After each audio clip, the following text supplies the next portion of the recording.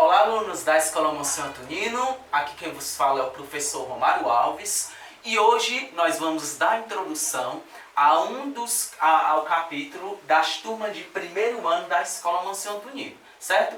O que nós vamos iniciar agora através dessa metodologia de aulas virtuais, de aulas online, é justamente falar sobre a civilização da Mesopotâmia e egípcia. Ou seja, nós vamos dar essa breve introdução nesta aula para que a gente já se familiarize com essas duas regiões que, por sinal, que porventura foram de suma importância e são de suma importância para a história. Por que essas duas civilizações elas estão, digamos que, nas introduções dos livros de história do primeiro ano? Porque elas se destacaram na época em que elas começaram as suas organizações econômicas, religiosas, enfim. Diante das demais daquele período, elas já tinham uma organização bem mais padronizada, certo? Isso não significa que outras civilizações também já não tinham essa organização, que é o que a gente vai ver logo mais na frente. Mas, pessoal, para a gente iniciar a nossa aula, é interessante a gente destacar a questão dos rios, que porventura essas duas cidades, aliás, essas duas regiões, elas tiveram uma forte influência, tiveram um forte desenvolvimento econômico devido à existência de rios. A gente sabe que no mundo todo, no decorrer da história, os rios eles foram de suma importância para que as cidades, que as regiões, elas se desenvolvessem. Por exemplo, aqui no Brasil, o exemplo do Rio São Francisco, que para o Nordeste ele é uma forte fonte de economia, de renda para as famílias. Temos o Rio Amazonas também, que porventura é um dos maiores afluentes de água doce do mundo, né? Também serve como... Pessoal, esse galo aí está atrapalhando, mas foquem aqui. Serve também como uma fonte de renda para as demais famílias que ali subsistem. Isto não é diferente também dessas duas regiões na antiguidade, tá bom?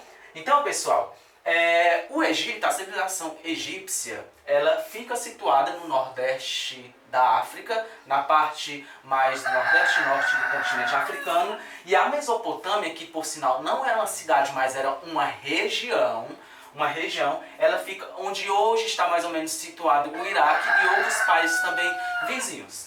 Vale ressaltar, pessoal, que o significado de Mesopotâmia significa cidade entre rios, tá bom?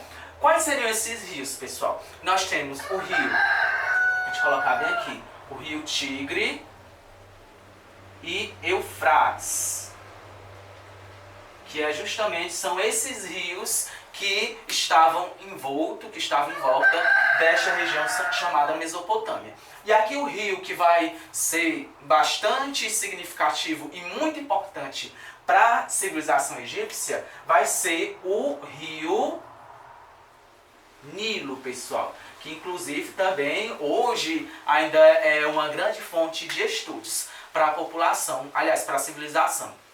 Por que os rios eles foram tão importantes, pessoal? Porque nós sabemos que principalmente na parte do continente africano, a vegetação, a questão da terra, ela não é tão úmida. Então, aqueles locais que porventura não tem um rio, não tem uma lagoa por perto, eles não vão ter uma produção, uma produtividade muito significativa. As regiões que porventura se desenvolverem em torno dos rios, a gente vai perceber que foram regiões que se destacaram bem mais. Porque devido à existência dos rios, ali foi possível ter plantações, foi possível através das plantações estar gerando a questão do comércio e isto fomentando também a economia, tá bom?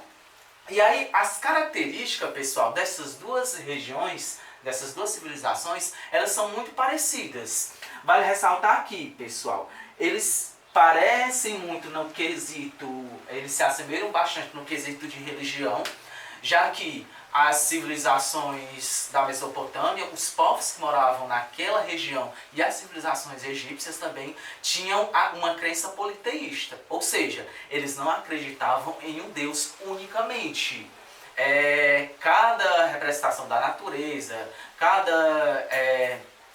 havia um Deus para diversas explicações de fenômenos naturais, de fenômenos físicos, enfim. Então, não é totalmente o contrário de uma religião monoteísta, que acredita em um Deus unicamente e que este Deus vai gerenciar todo o universo. Na questão das politeístas, há vários deuses, o que vai se assemelhar até à questão também da mitologia, mas que ainda não é o caso, que a gente pode ver até numa próxima aula, numa futura aula, tá bom? Então, além de serem bastante semelhantes na questão da religião, a forma da economia também, ela era bastante similar. Por quê?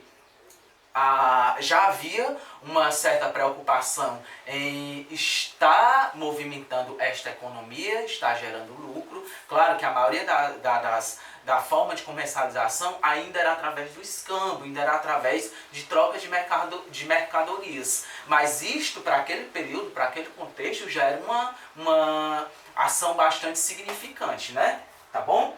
Temos também, pessoal, quando a gente ouve falar neste termo, por exemplo, civilização da Mesopotâmia e Egito, a gente vai perceber que, se nós formos analisar literalmente, esta terminologia, este termo, ele vai ter um sentido pejorativo, um sentido não tão positivo. Por quê? Se diz primeiras civilizações, quando a gente vai analisar no ponto literal, no sentido literal, significa que não existiam outras civilizações a não ser Mesopotâmia e egípcia. E a gente sabe que existiam sim, porém ainda não tinham uma organização tão padronizada quanto estas duas que nós estamos estudando hoje, tá bom?